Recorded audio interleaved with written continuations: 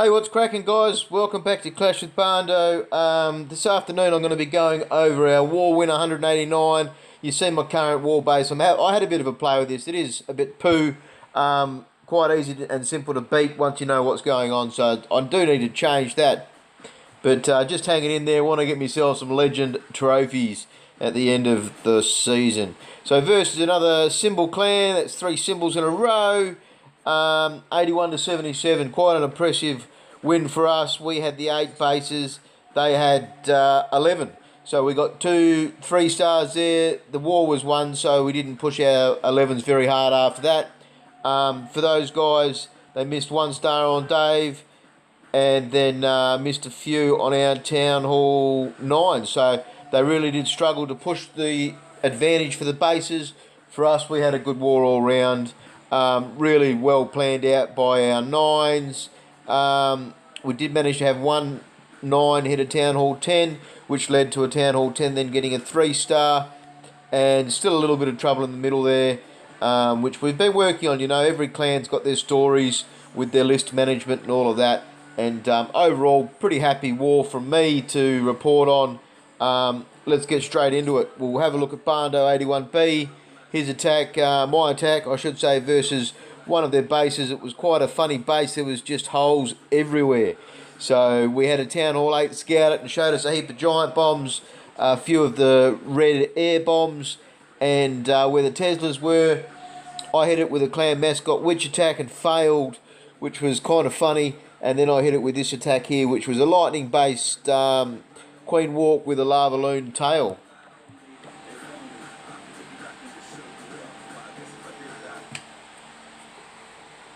Not sure if you heard the music there. So what do we got going on? I'm waiting for the Queen to pat. And you see, I try and get the Queen so it's bang on her walking past. 3 lightnings, pretty much straight on top, and she still doesn't die. Painful. Then I sort of think, oh shit, what do I do next? So Earthquake goes down. That's to get a bit of a spread. You see, I try and make sure with my Earthquake I hit that second Inferno Tower. Generally it's the Inferno Towers that are going to give you the grief. So drop old Jimmy Bob straight in the middle, straight into the fray, and get that air defense. That's not a bad result. That also allows me to use 1 balloon over on that Archer Tower there. That's a good result for that return. Archer to draw those Hounded Loon over. Unfortunately it didn't have enough range. Get straight into the Queen Walk, and what I'm hoping is that she'll stay where she is, and she does get the cannon down before that Hound gets over there. So that was quite a nice little result. That you've only got the 1 mortar firing away. So the Wizard to come to give the hand, and that's so I can save on a poison. Always a good tactic if you can. That way I know I don't need a poison, and I can spend it on more haste. This is where I thought, oh no, shit, the Queen's going to go walking. The big thing with this, I do feel afterwards, is I probably could have used the 3 healers. I think 4 was too many for how I used it. So you see a good spread there. I've saved the rage to be able to use for my air units, and that's mainly because I want to see if I can get some dropping and get some pups smashing that Queen. Underage, a couple pups, that's all you need. There she goes, dead. So I did save a few loons for the tail. Good amount of loons still alive left in the midfield there. Queen's still going along. You see, nothing really pushes her.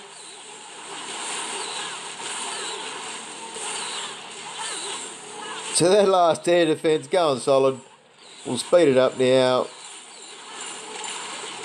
Good amount of DPS left. Couple minions really did help. It's always the one I've found with these kinds of bases. So the Queen to take out the last defences there.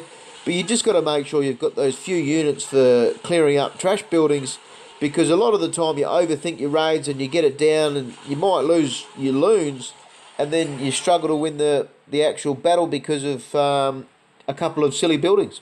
So good attack there. Let's have a look now at Shine's hit on number 11. So this managed to get hit by one of our Town Hall 9s to map out a bit of an attack.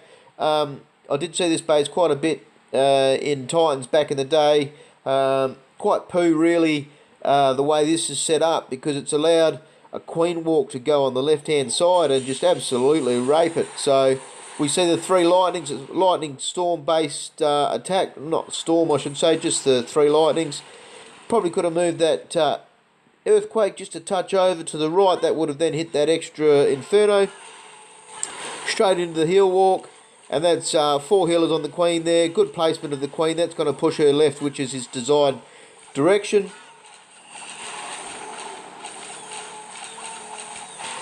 No poison, which I thought was a little bit risky, because we knew it was a dragon with a few loose units.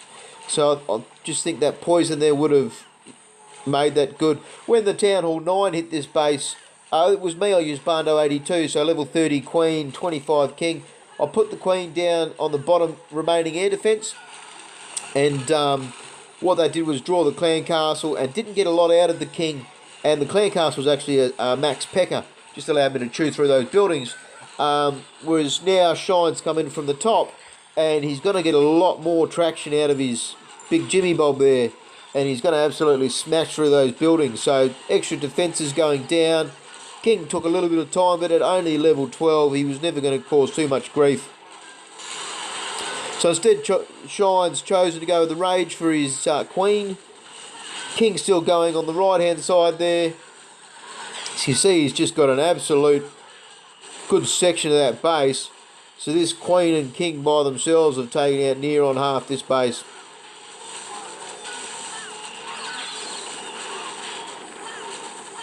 So Shine's Queen's got the enemy Queen, mopping up the last few defences there.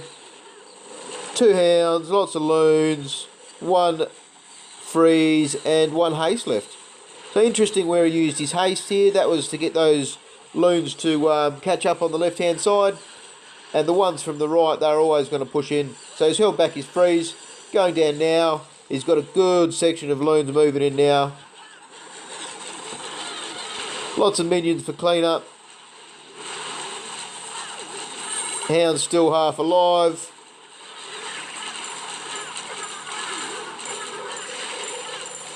So these are bases. I think we could have got that with a Town Hall 9. I think with Phoenix, with his 30-30, if he had have had a second chance to be able to hit it. But unfortunately, just with how Town Hall 9s were needed for 9s in the end, so he didn't actually get a chance to hit that, which was a bit disappointing. We'll have a look at Judd's attack on number 14. There's a couple of reasons I like. Is we knew it had a Hound CC, so this was a re-hit. So he's gone with the 1 hog draw. Uses his archer, walks out hand to the corner, and then uses the old healer archer trick. One thing I love seeing, I managed to do it in Above and Beyond in one of the attacks there, was the old witch with the hound is a pretty cool little tactic, because she'll pummel out, keep bringing out witches, skeletons, and that just clears those bottom trash buildings. But there's no major need for it there. A lot of minions to start off with just to get some hurting. I'm guessing then the heroes, I have seen this, I think he trips a double set of bombs with his kill squad.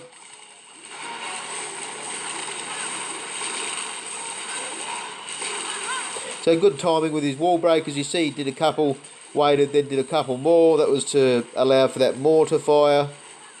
Jimmy Bob goes in, gives that Queen a bit of a touch up. And he's positioned that nicely, so his kill squad goes into that double giant bomb section. There they go. Saves his rage for afterwards. That was good timing. A few hogs out on the left-hand side there. I like that. He's using his advantage with his golems tanking still. So then that way he doesn't need to pop down a hill straight away. So he's got 3 heals, and he goes straight into that middle section there.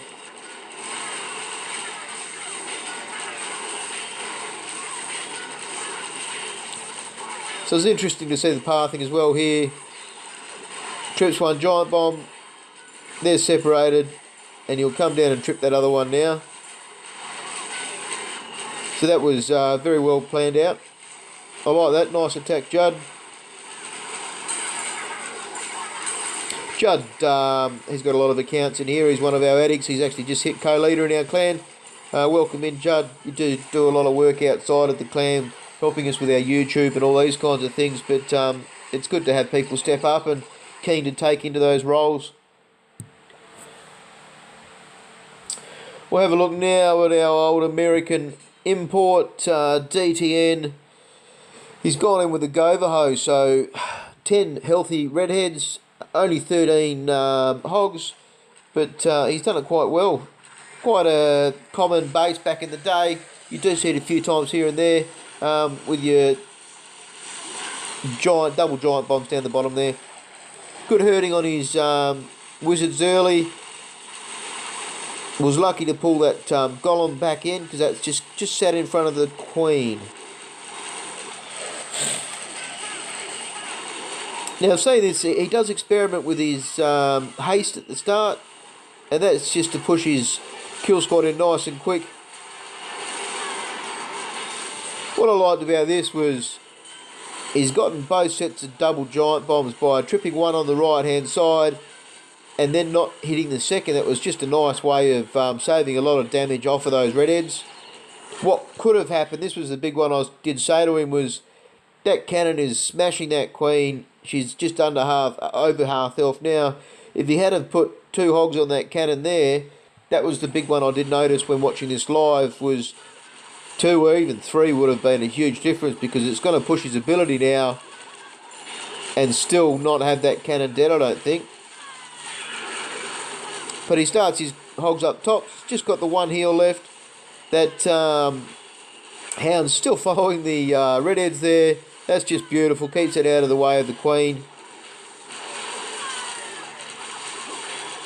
No giant bombs to worry about up top, so he was quite prepared to let a few of his hogs die and not have to rush his heel, because if he had a rush, he might have been in a bit of trouble. So he uses his wizards on the side there to start clearing up that side trash.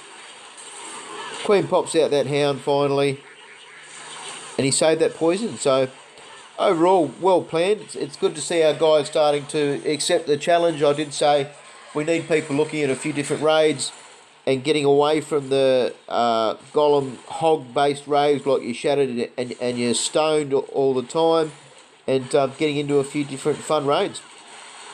So great work, DTN.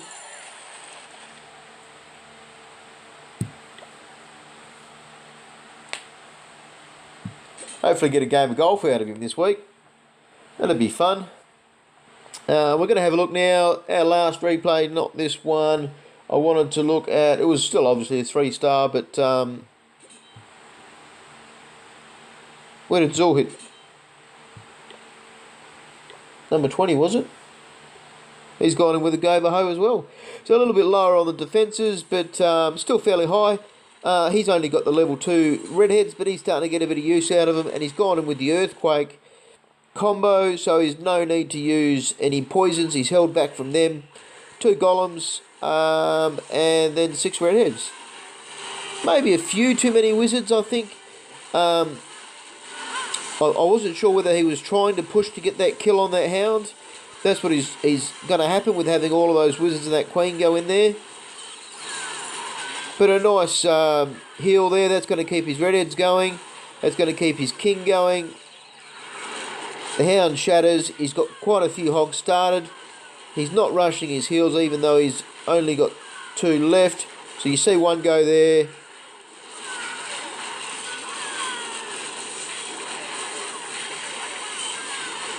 Still got his abilities. Second heal hits the floor now.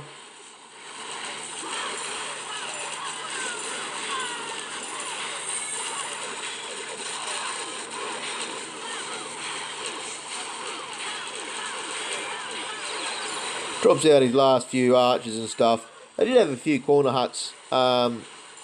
It's funny, corner huts, you know, they should never ever win a player a defend, but they still work. So definitely a good thing to keep consideration on, a corner Tesla or a corner hut. Sometimes it's that one little funny trick that will save you a defence and get a re-hit. But yeah, good attacks all. I think he had a 6-star as well. But yeah, overall, good war from us. Pretty happy. Our current war looks really interesting. Where are we? I will show people. It's It's good to see some other engineered. We've got the 6 bases. They've got 6. They have got an extra 2 10 or 11s. And they've got a couple of engineered accounts, but then so do we. So it should be a good war. Other than that, as always, hope you guys have had a bit of a laugh and clash on.